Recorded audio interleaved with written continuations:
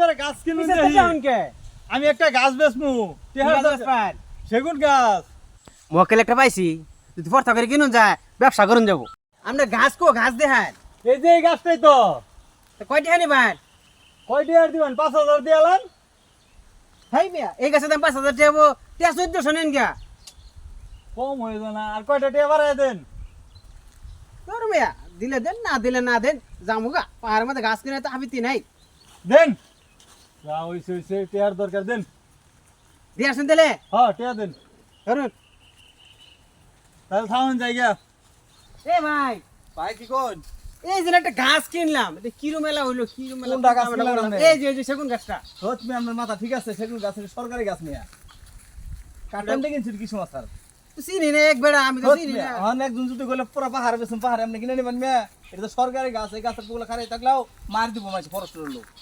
ঠিক করে এটা মেয়া, তাড়াতাড়ি লোক খুঁজে পাই করে ডেকে ফিরত নাই।